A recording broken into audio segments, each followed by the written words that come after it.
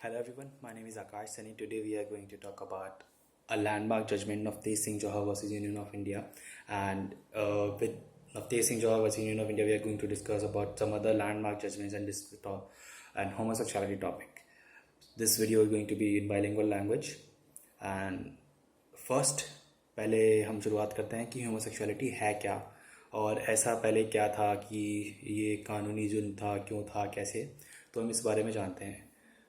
जब हमारा आईपीसी बना था तो वो आपको पता है, जैसे इंग्लिश पीपल्स ने डिस्क्राइब किया, लॉर्ड मैकल ने डिस्क्राइब किया था। तो जब ये बना आईपीसी तो उस टाइम पर जो इंग्लैंड में एक लॉ था, द बर्गरी एक्ट 1533, वहाँ पर जो वो एक्ट था वो ये बोलता था कि कोई भी ऐसी एक्टिविटी जो against the nature course of nature है, या कोई भी ऐसा सेक्सुअल इंटरकोर्स जो अगेंस्ट द नेचर कोर्स जाता है या किसी एनिमल के साथ होता है, वो इलीगल रहेगा। तो जब हमारी आईपीसी ड्राफ्ट हुई तो वहाँ पर ये प्रोविज़न जो आया, ये द बर्गरी एक्ट से उठाया गया। तो ये जब लॉर्ड मैकल ने ड्राफ्ट किया तो उसमें एक सेक्शन 377 को ये डिस्क्राइब किया गया कि कोई भी ऐसा सेक्सुअल एक्टिविटी जो सेम सेक्स के अंदर परफॉर्म किया जा रहा है वो इलीगल रहेगा। अब एट प्रेजेंट जो सिचुएशन है after Navtej Singh Johar 2018 judgment, Navtej Singh Johar union of India, the Supreme Court has decriminalized that part of the Section 377. That part means जो part उसका जो 377 का जजमेंट का जो 377 सेक्शन का जो हिस्सा था जो कि sexual activities with in the same sex को प्रोहिबिट करता था, उस पार्ट को हटा दिया गया है। खाली सेक्शन 377 पूरा नहीं हटाए, खाली उस पार्ट को हटा दिया है। अब 377 क्या है ये आप जान चुके हैं। अब हम आते हैं व्हाट इज़ होमोसेक्सुअलिटी। भारत में काफ़ी लोग को पता है, नहीं भी पता है, कुछ लोगों को इनडायरेक्टली या अनवेज में या जैसे उन्हें नॉलेज नहीं है, लेकिन उन्हें एक रफ आइडिया है कि ऐसी चीज़ें हैं या ऐसी चीज़ें होती हैं। तो जो होमोसेक्सुअलिटी है, होमोसेक्सुअलिटी का मतलब यह है कि ऐसा सेक्सुअल एक्टिविटीज़ या sexual intercourse between two people, कोई भी ऐसी हर सेक्सुअल एक्टिविटीज़ जो कि दो सेम सेक्स के लोगों के साथ हो रही हैं, लाइक दो मेल्स के बीच में ऐसी सेक्सुअल एक्टिविटीज़ चल रही है, दो फीमेल्स के बीच में कोई सेम सेक्सुअल एक्टिविटीज़ चल रही हैं, वो सारी ये सेक्सुअल एक्टिविटीज़ होमोसेक्सुअलिटी में फॉलोअप होती हैं। Plus people from LGBTQ community also follow up in these situations, lesbians, gays, bigenders, transsexuals, वो सब इसमें आते हैं। तो हम शुरुआत करते हैं कि नवतेज सिंह जौहर तक हम कैसे आए, उसके बीच का क्या था। सबसे पहले एड्स भेदभाव एक सब जो शुरुआत हुआ 1994 में हुआ, तब की एड्स भेदभाव नाम की एक ऑर्गेनाइजेशन ने दिल्ली हाई कोर्ट में पिटिशन फाइल की कि हमको 377 डिक्रिमिनलाइज कर देना चाहिए। क्यों? क्योंकि ये आर्टिकल 21 के और आर्टिकल 15 के वायलेटिव था। वहाँ पर क्या हुआ कि डिले रहा। जैसे आप लोगों को पता है जुडिशियल सिस्टम हमारा काफ़ी ओवरबर्डन्ड है। डिलेड रहने के बाद काफ़ी टाइम हुआ, नास फाउंडेशन केम फॉरवर्ड, नास फाउंडेशन आई आगे और उन लोगों ने अगेंस्ट उनकी जो पहली पिटीशन फाइल हुई 2001 में वो डिसमिस हो गई। 2004 में उन्होंने एक रिव्यू पिटीशन फाइल की for the validity of section 377 after so many efforts bye नास foundation. The Delhi High Court declared Section 377 unconstitutional as it was violative of Article 14, 15 and 21.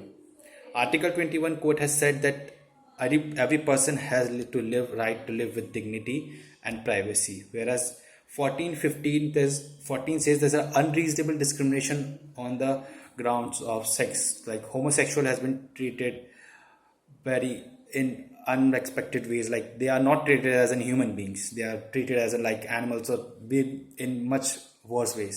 And in 15 court says that it should not be based on the sex, it's like in biological sex plus the sexual orientation we adopt, we like, it's our choice even if it was adapted by us or not. After this decriminalizing in the Honorable Delhi High Court, there was another case filed was name was Suresh Kaushal and others versus Nas Foundation and others. In this Supreme Court, after hearing the arguments, from both the side, court concluded that Section 377 of IPC is not unconstitutional and does not violate any right contained in the Indian Constitution. After that, the other case was filed by Naftesh Johar and others versus Union of India. In this case, 2013 case, main issue raised was the constitutional validity of 377 IPC, whereas the judgment code that LGBT section, they also have the right to privacy and it includes physical intimacy by their choice. मतलब कि जो LGBTQ community है उनके अपने अधिकार हैं या उनका अपना मर्जी है, हक है, उन्हें ये मौलिक अधिकार दिए गए कि वो अपनी sexual orientation, sexual choice, sexual जो भी एक्टिविटीज़ करना चाहते हैं या पार्टनर चूज करना चाहते हैं उनके पास अपना राइट है. आफ्टर दिस कोर्ट में जब आर्ग्यूमेंट्स हुए तो वहाँ पर एक ह्यूमन डिग्निटी और पर्सनल चॉइस को आगे ग्राउंड बनाया गया और main objective behind the retaining of section 377 was that it protects women and childrens against so that like they are protected from the harassment and the carnal intercourse. After that, the main issue which was raised in the case was whether the section of 377 of Indian Penal Code is violative of Article 14 and 15. We have already discussed how it is violative as in 2013 Delhi High Court declared. And after the other main issue was raised that the 377 of Indian Penal Code is violative of Article 21 or not. Whether section 377 of Indian Penal Code is unconstitutional. whereas अगर आप एक rough idea लें जो तीनों issues raise किए गए हैं वो तीनों इश्यूज हमारे मौलिक अधिकार, हमारे फंडामेंटल राइट्स के अराउंड वर्क करते हैं. तो सारी चीज़ें बताई गई हुआ कोर्ट में जब लेजिस्लेशंस में कहा गया तो जब नवतेज सिंह जौहर का जो जजमेंट पास हुआ था वो कंट्री में काफ़ी सारे चेंजेस लेकर आया. Prior to Navtej Singh Johar lesbian, gays, bisexuals, transgenders community उनके पास कोई ऐसे राइट्स, सच राइट्स नहीं थे. दे वर पनिश्ड और harassed by the people.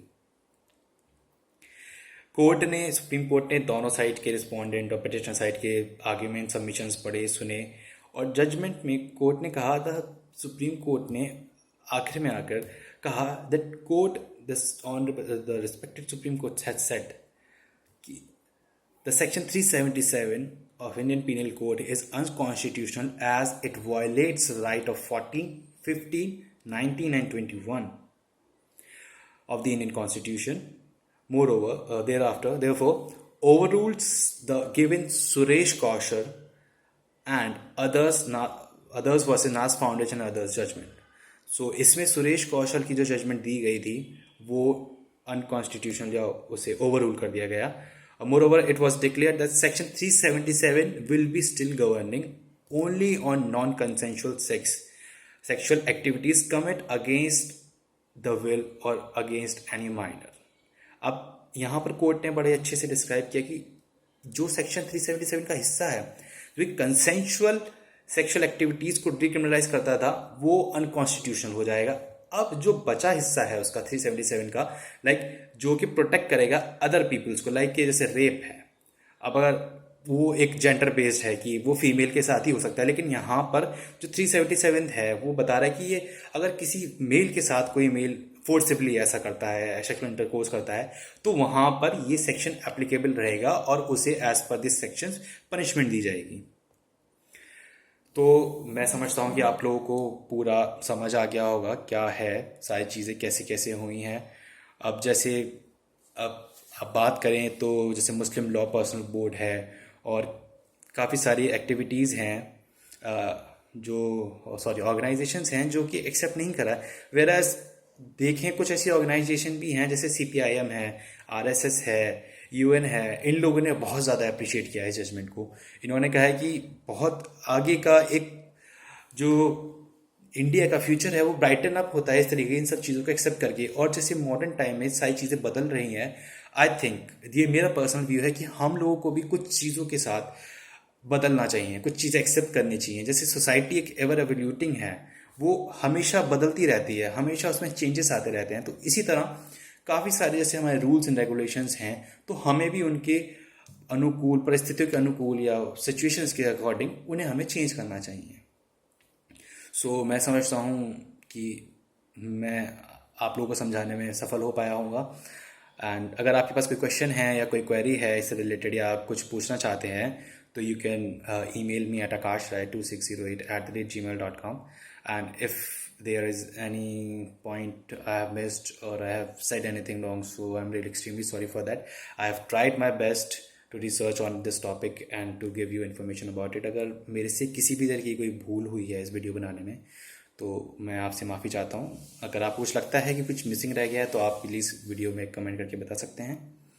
And thank you for watching this video. Thank you so much.